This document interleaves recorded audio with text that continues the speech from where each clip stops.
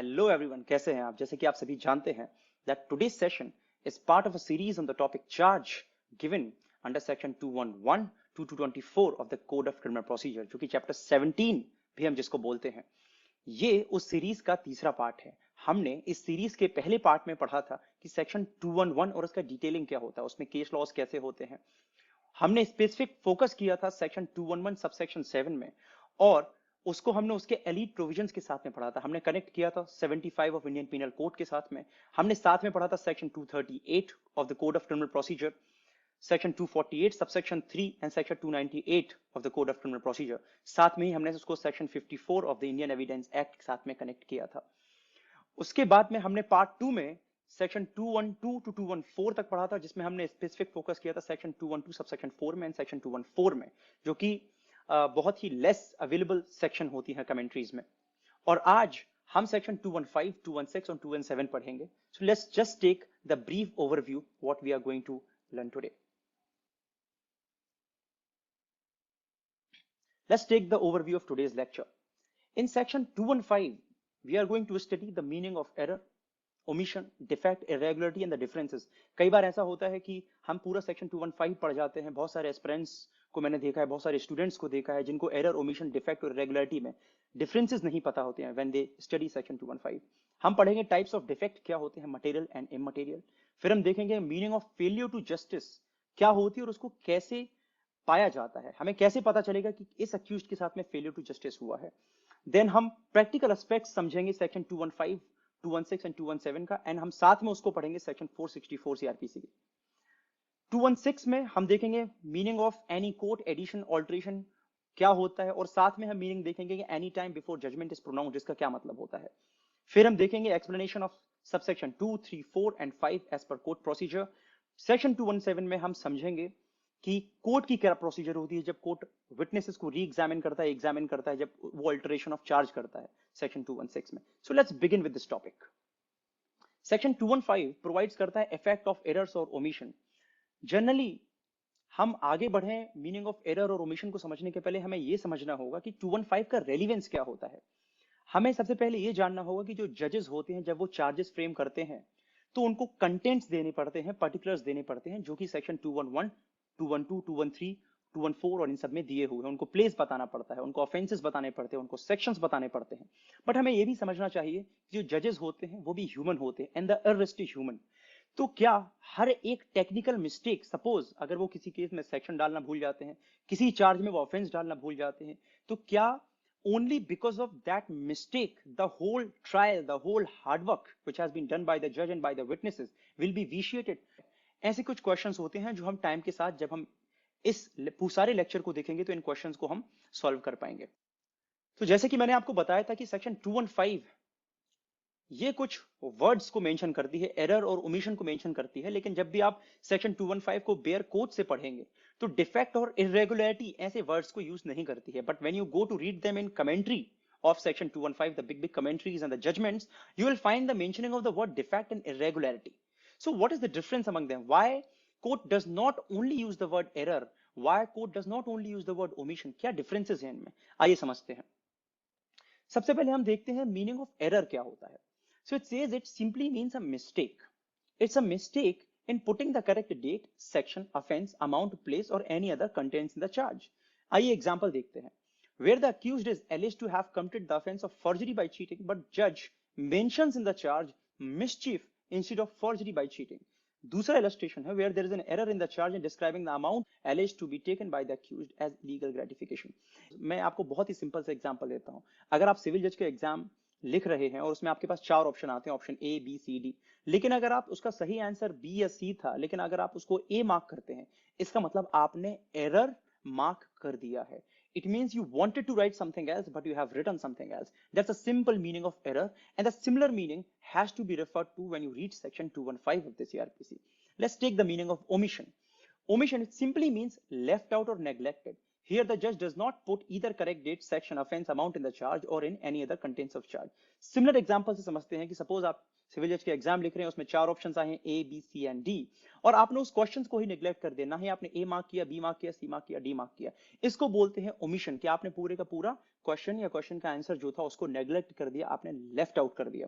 तो एरर होता है जब आपको कोई और मार्क करना होता है बट आप कुछ और मार्क कर देते हो। सपोज जज को मेंशन करना था सेक्शन 420 बट जज ने मेंशन कर दिया सेक्शन 406। जज को मेंशन करना था सेक्शन 302 बट जज ने मेंशन कर दिया section 304।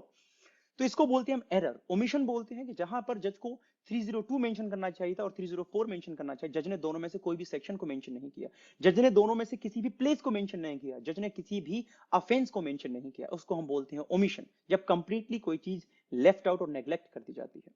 Let's understand the meaning of defect. जैसे कि मैंने आपको बताया था कि जब सेक्शन हम 215 पढ़ते हैं तो हमें वर्ड मिलता है एरर और ओमिशन, बट जजमेंट्स में हमें मिलेगा वर्ड यूज कई बार किया जाता है डिफेक्ट और इरेगुलरिटी। इसका क्या मतलब होता है? तो व्हेन जज कमिट्स ईदर एनी एरर और ओमिशन इट्स कॉल्ड डिफेक्ट। तो इस तरफ एरर है और इस तरफ ओमिशन है, दोनों में से कुछ भी कमिट होता है, इसको बोलते हैं हम डिफेक्ट और इरेगुलरिटी। अब हम देखते हैं कि जो ये डिफेक्ट होते हैं कितने टाइप के होते हैं। तो ये आप इसको डिफेक्ट बोल लीजिए, आप इसको इरेगुलरिटी बोल लीजिए। ये दो टाइप के होते हैं, एक को बोला जाता है मटेरियल डिफेक्ट और मटेरियल इरेगुलरिटी, और दूसरे को बोला जाता है इममटेरियल डिफेक्ट और इममटेरियल इरेगुलरिटी। अब हम समझते हैं कि मटेरियल डिफेक्ट क्या होता है। मटेरियल डिफेक्ट का जो फॉर्मूला जो है वो है एरर और omission to state the offence और particular such as place time plus misleading of accused means accused misled plus failure of justice to accused. बहुत सारे लोग कंफ्यूज होते हैं कि अक्यूज्ड मिसलेड और failure of justice to accused में क्या डिफरेंस होता है। आपको एक बात समझनी होगी कि सपोज अगर कोई भी एरर और ओमिशन होता है, सपोज अगर जज ने सेक्शन 302 मेंशन करना था लेकिन जज ने सेक्शन 304 मेंशन कर दिया या कोई और प्रोविजन को मेंशन कर दिया, अगर उस वजह से अक्यूज्ड को मिसलीडिंग होती है then only section 215 will apply and it will be considered as material defect. अगर फेलियर ऑफ जस्टिस, आप समझेंगे फेलियर ऑफ जस्टिस कई तरीके से हो सकती है। फेलियर ऑफ जस्टिस कोर्ट की वजह से भी हो सकती है और फेलियर ऑफ जस्टिस अक्यूज्ड की खुद की वजह से भी हो सकती है। तो अगर ये फेलियर ऑफ जस्टिस अक्यूज्ड की खुद की वजह से होती है, सपोज जब जज चार्ज पढ़ रहा था और accused was not in his senses and he was completely negligent in that time and because of this अगर उसको फ्यूचर में फेलियर ऑफ जस्टिस होती है, वो कोई और विटनेसेस को बुलाता है, वो कोई और तरीके से डिफेंस लेता है, वो फेलियर ऑफ जस्टिस इस प्रोविजन में नहीं आता है। इस प्रोविजन में केवल वही फेलियर ऑफ जस्टिस आता है जो कि कोर्ट के द्वारा आप जब मिसलीड किए गए हो और उसकी वजह से फेलियर ऑफ जस्टिस हुआ हो। तो this is the relevance of the word accused, misled and plus failure of justice to accused. दूसरी चीज हमें ये समझनी है कि जो मटेरियल डिफेक्ट होता है ये बहुत ही सीरियस चीज होती है और इरेगुलरिटी ऑफ मटेरियल डिफेक्ट जो होता है वो इनक्यूरेबल होता है। इनक्यूरेबल होता है और कंप्लीटली जो ट्रायल होता है इसके पास इतनी कैपेसिटी होती है कि ये पूरे के पूरे ट्रायल को विशिएट कर सकता है। तो आप जजमेंट्स जब पढ़ेंगे, जो 100 पेज की 50 पेज की जजमेंट्स होते हैं, अगर आप उसमें पढ़ेंगे तो जज बोलते हैं उसमें कि क्योंकि ये मटेरियल डिफेक्ट था और इसने सारे ट्रायल को विशिएट कर दिया, मतलब अगर अक्यूज को पनिशमेंट भी हो जाती है तो भी अक्यूज उसमें डिस्चार्ज करार दे दिया जाता है अगर टाइम पे इस डिफेक्ट को क्योर नहीं किया गया। अब यहां पर आप देखेंगे वर्ड यूज करता है this irregularity of material defect is incurable. Let's understand the meaning of incurable. तो जैसे कि हम बेलेबल और नॉन बेलेबल ऑफेंस पढ़ते हैं, हम वहां पर ये देखते हैं कि जो नॉन बेलेबल ऑफेंस होते हैं उसका मतलब ये नहीं होता कि that court can not granted bail. In the same way जब हम बोलते हैं कि ये मटेरियल डिफेक्ट है और ये इनक्यूरेबल है, इसका मतलब ये नहीं है कि इस डिफेक्ट को क्योर नहीं किया जा सकता। The simple meaning of incurable here is that it does not mean that charge can not be cured at any cost. It simply means that it cannot be cured automatically under section 214 or section 464 of the Code of Criminal Procedure, but it can be cured by lower court after giving an opportunity to accused to lead his defense for that defect or order fresh trial.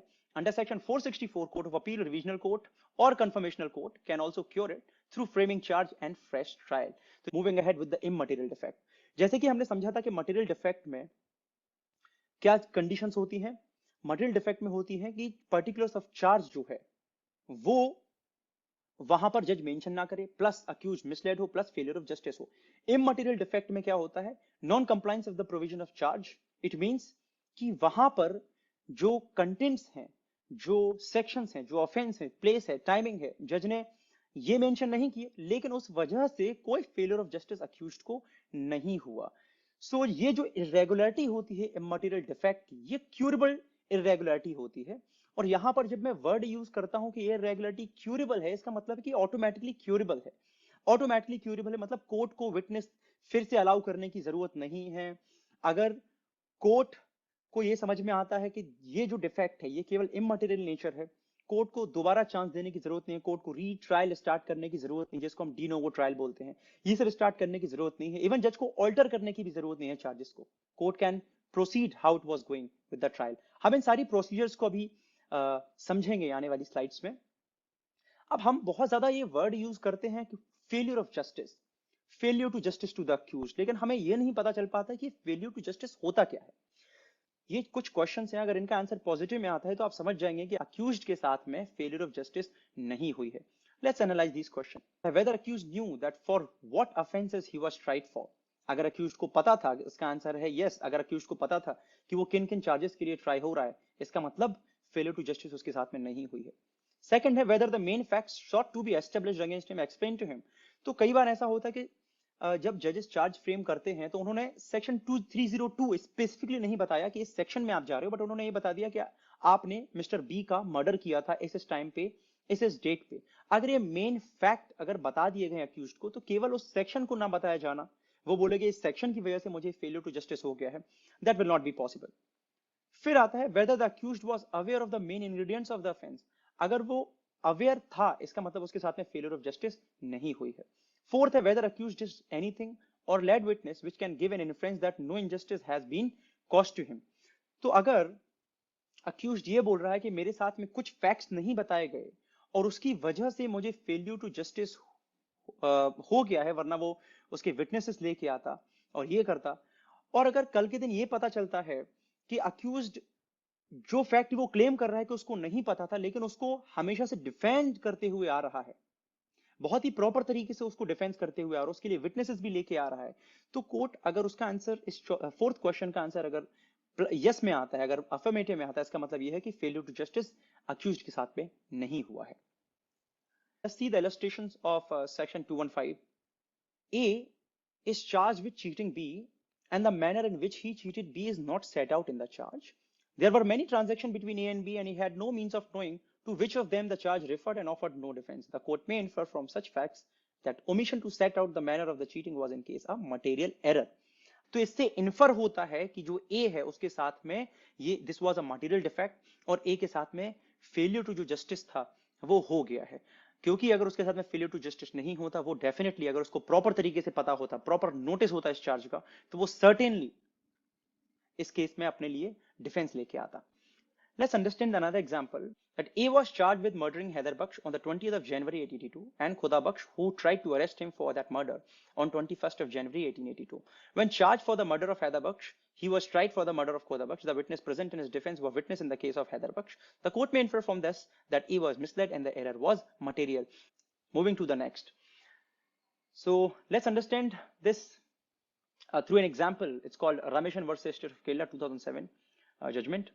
In this case, it was held that where the charge framed for offenses under section 143, 147, 148, 323 and so on reveals that various offenses were committed by 24 persons, but only 14 persons were named in the charge and only they stood trial. It was not clear from the charge as to which of the accused named or unnamed committed the main offense of section 304 section 30 committed the main offense of section 307 IPC and who was the victim of the offense under section 307 IPC. Held that defect in the charge is material defect since it caused failure of justice to accused in defending their case, because किसी भी accused को यही नहीं पता चल पाया इस case में कि जो सेक्शन 307 का जो चार्ज था वो किसके ऊपर था। वो समझ रहा था कि इनके ऊपर है, वो समझ रहा था उसके ऊपर है, और इस वजह से वो अपने अपने जो विटनेसेस थे, जो डिफेंस थे, वो नहीं ला पाए, and because of that it will be considered and it will be inferred that failure of justice has been caused. Now procedure हम समझते हैं। Procedure of court in immaterial defect under section 215, 216, 217 read with section 464 CrPC. ये बहुत ही important है क्योंकि generally classes में, colleges में हमको ये सब पढ़ाया नहीं जाता है, हम सारी सेक्शंस को अलग अलग पढ़ते हैं, बट जब भी हम चार्ज पढ़ते हैं हमें सेक्शन 215, 216, 217 और 464 को साथ में पढ़ना होता है। सबसे पहले हम प्रोसीजर देखते हैं इममटेरियल डिफेक्ट की।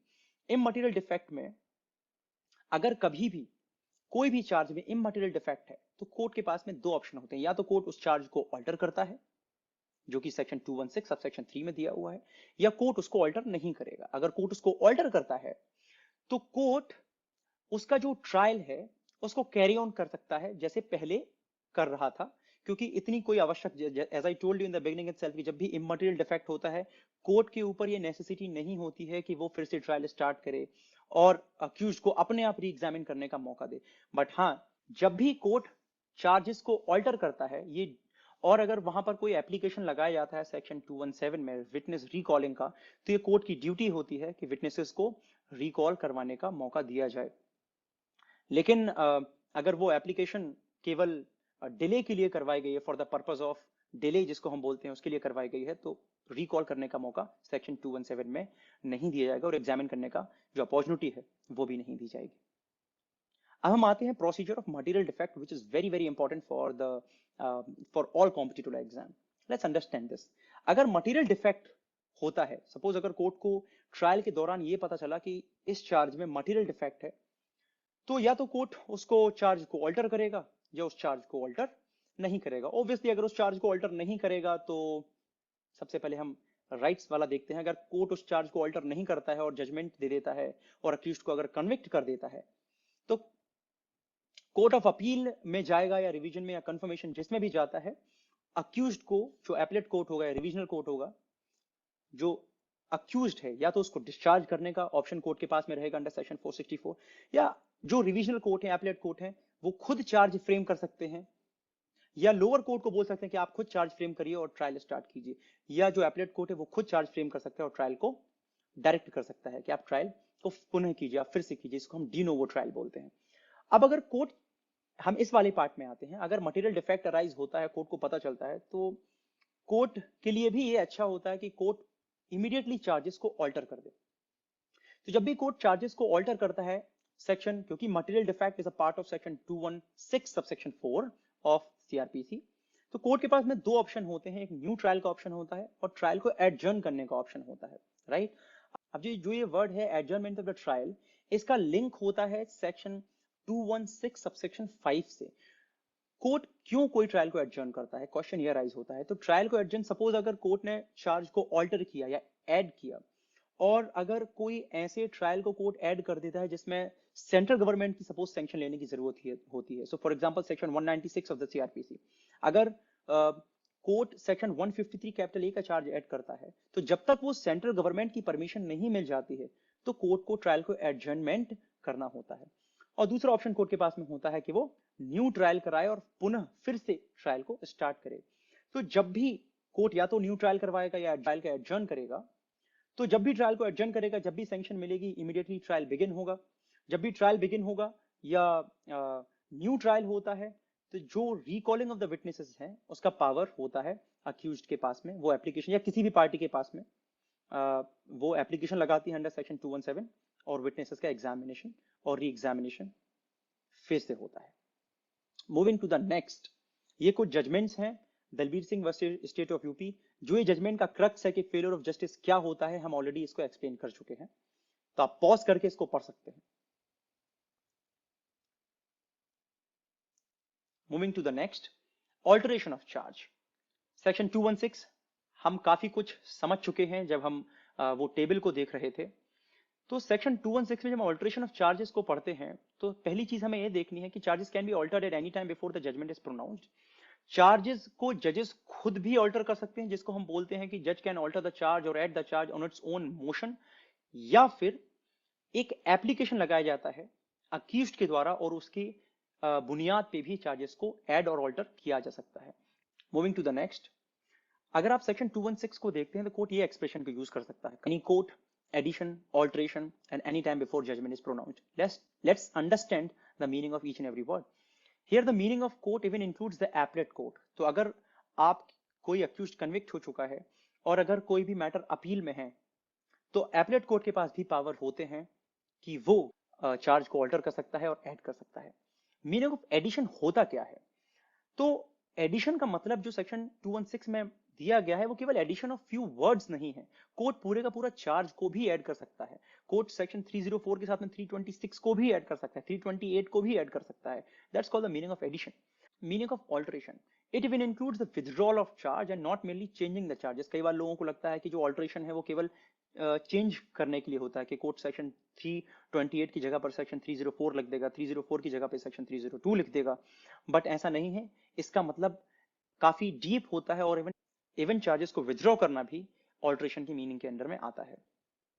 Any time before judgement is pronounced, so it may be done even at the appellate stage before the pronouncement of the judgment of appeal, as I told you earlier। ये decide किया गया था Surendra Kumar versus state of HP में 2003 में।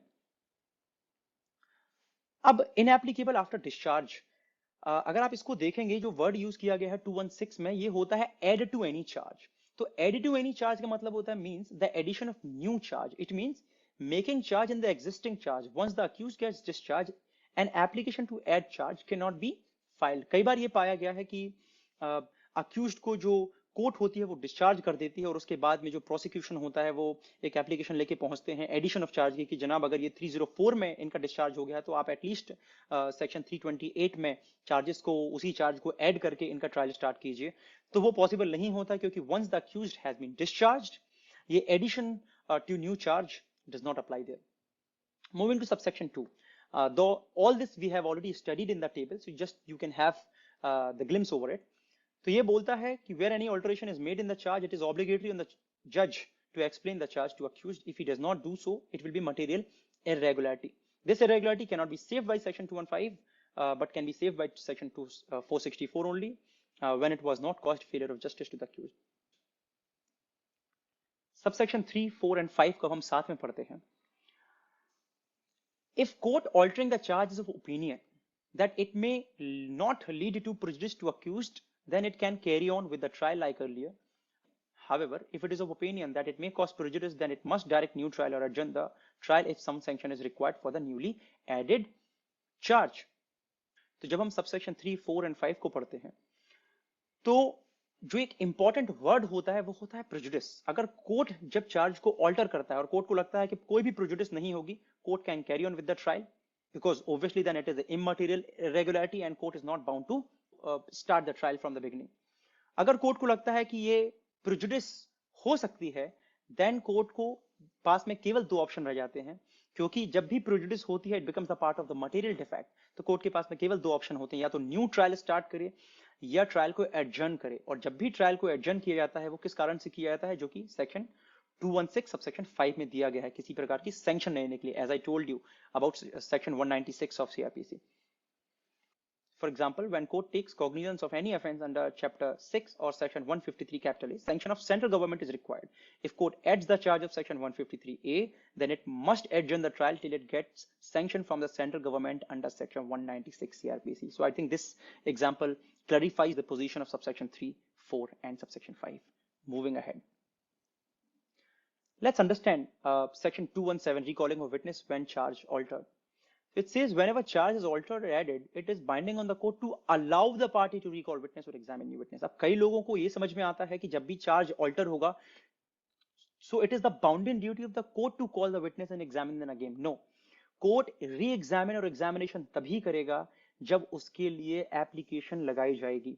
तो practically court में क्या होता है कि जब भी कोर्ट चार्ज को ऑल्टर करता है, जनरली कोर्ट में क्या होता है, प्रोसीजर ये होती है कि सपोज अगर किसी अक्यूज्ड को ये समझ में आ गया ट्रायल के दौरान कि ये मटेरियल डिफेक्ट है, immediately he files an application under section 216 कि जनाब आपसे विनती है कि आप चार्जेस को ऑल्टर कर दीजिए। और जैसे ही जज चार्ज को ऑल्टर कर देते हैं, उसके बाद में उसकी दूसरी ड्यूटी ये रहती है कि वो एप्लीकेशन लगा के विटनेसेस को री एग्जामिनेशन करने का या एग्जामिनेशन करने का या नए विटनेसेस बुलाने का उनको अपॉर्चुनिटी मिले। और उसके बाद में जज की ये बाउंडिंग ड्यूटी होती है कि वो अलाउ करे। दो देयर आर सम रीजंस जिसकी वजह से वो अलाउ नहीं करता है। अगर कोर्ट को लगता है that this application for re-examination, recalling of witness has only been made for the purpose of delay, then court can even reject that particular application। So the discretion then is on the court to either accept the application or to reject the application। I hope you have understood section 215, 216 and 217 in detail with some good and beautiful examples। अगर आपको किसी भी प्रकार का कोई भी doubt आता है, आप मुझे मेल कर सकते हैं, आप कमेंट बॉक्स में लिख सकते हैं। The doubt will be clarified as soon as possible. और इसके साथ अगर आपको इन नोट्स की आवश्यकता है जो मैं यहाँ पर मैंने शेयर किए हुए हैं, जो स्लाइड्स मैंने शेयर किए हैं, if you need these notes, आप कमेंट में अपने ईमेल लिखिए। The notes will be shared with you as soon as possible. Thank you.